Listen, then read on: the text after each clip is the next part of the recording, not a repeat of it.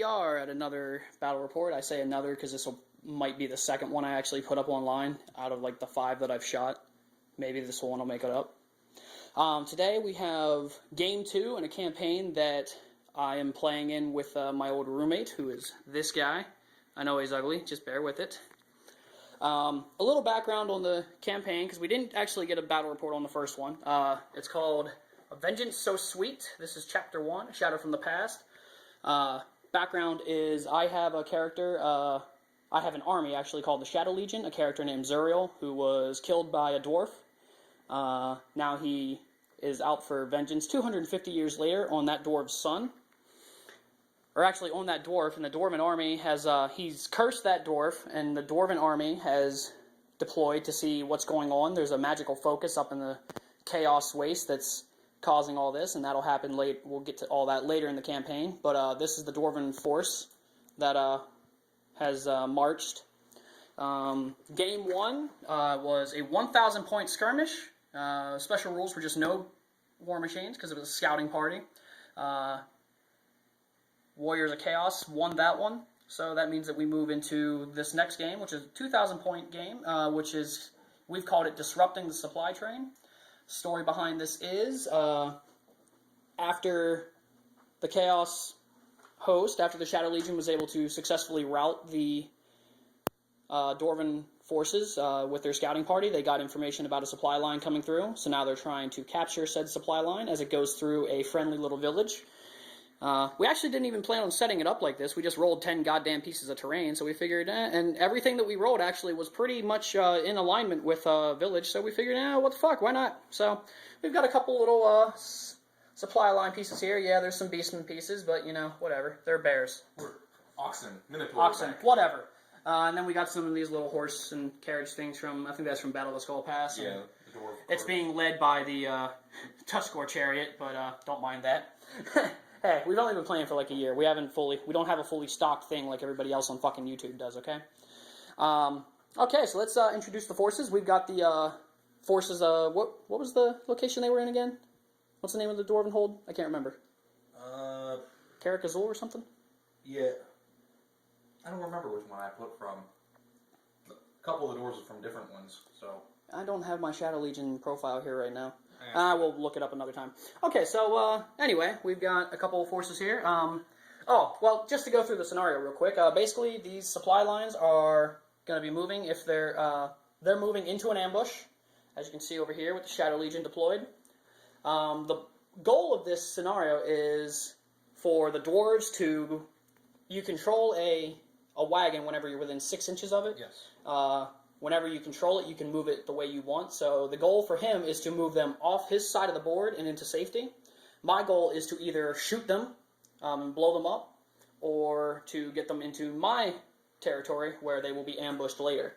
So, KFC talking back. Yummy. Let's see what we've got here. For the Dwarven defending force, we've got I know this is a grudge thrower. That's a bolt thrower. Bolt thrower. Grudge thrower is the catapult. Yes.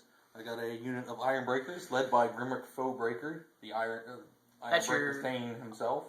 Yes. I forgot we did make some custom heroes for this, just to give the campaign a little bit more character. I don't have any of my custom ones here in this game, actually, but if I actually remember to upload the one from yesterday, it had both Zuriel and Zephaniah.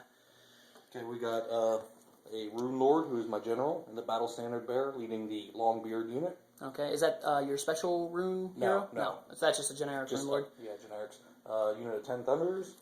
There's a cannon back here behind the Dwarven Brewhouse. Yeah, cannon. Unit of Dwarf Warriors with great weapons, and a unit of Quarlers. I should really invest in an actual camera, because these videos look like they're going to turn out like ass.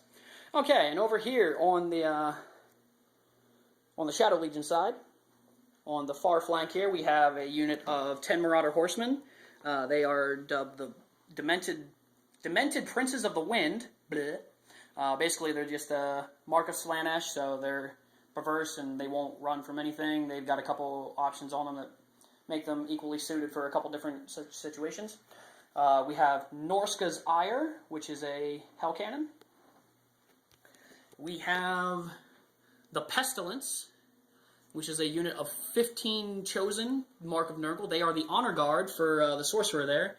That sorcerer is the one from Forge World. He's all primed black, so you probably don't have a good picture of him, but that's Pustulates, the Plague Lord.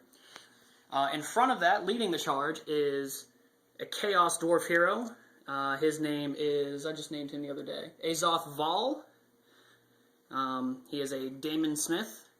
He is there because of the Iron Daemon known as Devastator, not to be confused with Transformers. Next, we have a unit of the Cult of Shornell, which is just 16 Marauders with the Mark of Slanesh, with flails. No command or anything. They're just crazies. They just run out and kill things. And then the biggest unit here, this is the Tribe of the Blooded Axe. They are a unit of 50, well, 50 actually. He's in surgery. 50 Chaos Marauders with the Mark of Khorne and great weapons. They're up there chanting their bloody oaths and bathing in blood before the battle. So, yeah. The goal of this is basically to either capture the trains or break them. We'll see what happens. No real... Well, we do have a Sigmarite Shrine, which might come into play, but I doubt it since it's way back there. And one of them was a Grail Chapel, wasn't it? No, we turned that into Bugman Brewery, because that made more sense. Or Brew House. Which I don't remember what that does either, but... That actually affects me. Okay, well, that might help you. So not a whole lot of special terrain. We just wanted to make this a standard game, just 2,000 points where we go out and beat the shit out of each other. So we'll be back at the end of turn 1 to see how it's going.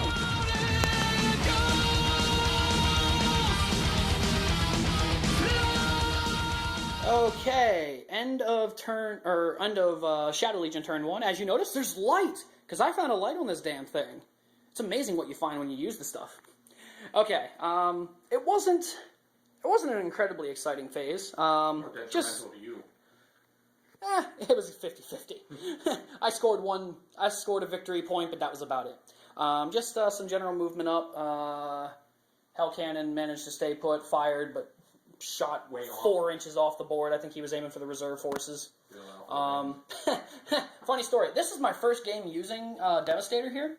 So I moved him up to fire at one of the wagons. As you notice, the wagon is not there. However, it's because Pustulate's got a hold of it. I cast, he's a sorcerer of Nurgle. I cast Cloying Quagmire. Since it's a wagon, didn't really give it a stat line, so it didn't have initiative. So I irresistible forced the Cloying Quagmire. It auto-failed the initiative test, so it sunk into a puddle in here somewhere, which is funny since that's supposed to be a bridge. So I guess it sunk through the bridge and into the river. But, and then he leveled down because he miscast it. Way to go. Only one level, though. Way to go, guy. Yeah, he only lost a level, so he's still kind of potent. Over here, we're using the rules from Blood in the Badlands for Siege Warfare for this one wall section we have in the game. If you haven't picked that book up yet, I highly recommend it. It's a fun read, even if it doesn't have, it's kind of rules light, but it's still an entertaining read. So the dwarves got to drop rocks on my Slanesh cultists that charged them. They managed to kill 1 with a rock, but when combat came, the dwarves lost 2, the cultists lost none. But the dwarves are steadfast since they're defending a building. So dwarven leadership on steadfast. You tell me what happened. That was about it. We're coming up on dwarf turn 1. We'll see what happens.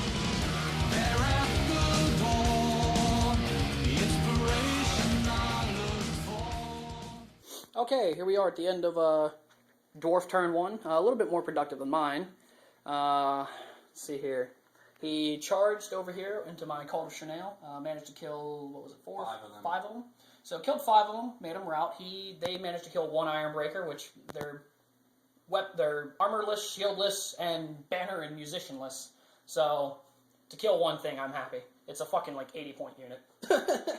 It's there. It was there to fill my core requirements. Bolt thrower shot at Pustulates. Apparently he wants to die because he failed his Lookout Sir, failed his 4+ ward. Luckily he had the Charm Shield, so that 2+, he only rolled a 2 on it. It rolled over from a 1. He's apparently suicidal.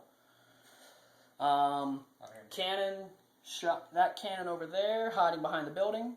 Shot at the Iron Daemon, had a small window of opportunity and got it. Managed to do 3 wounds to it. It has 4 left.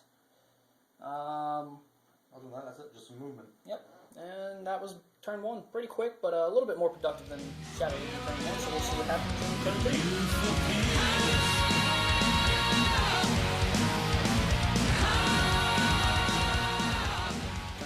2. Okay, end of Shadow Legion turn 2. A little bit more happened this time. It's going to be so far it's a close match.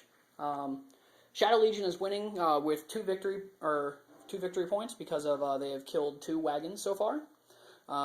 What happened was Iron Daemon charged one of the wagons here, obliterated it, ran it right the hell over. But the Iron Daemon is not able to overrun, so it's stuck there. So I'm not sure if it's going to get charged or shot at, but we'll see. Demented Princes of the Wind came over to control a couple points, so they've started rerouting the caravan away from the dwarves. Magic phase was pretty fruitless. Pustulates tried to get off what I call the Plagnado, just because it's a giant AoE thing. I think it's called Rot, Glorious Rot. It's an Nurgle spell. It's the 6th one. He tried to get that off, but he rolled like 3 1s, so it was dispelled.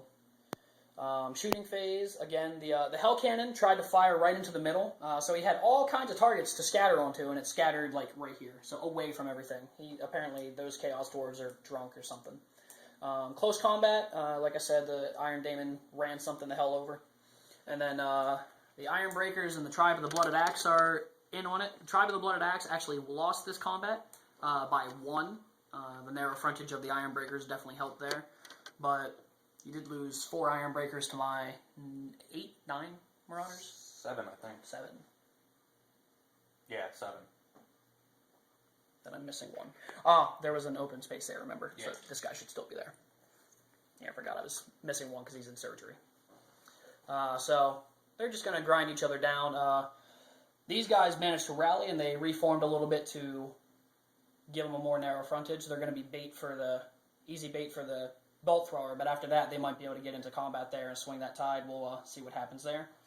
So we're coming up on Dwarf turn 2. Everything's starting to come into play. The last of the caravan has shown up. So all the caravan pieces are now here, minus the ones that have been destroyed. So we'll see what happens.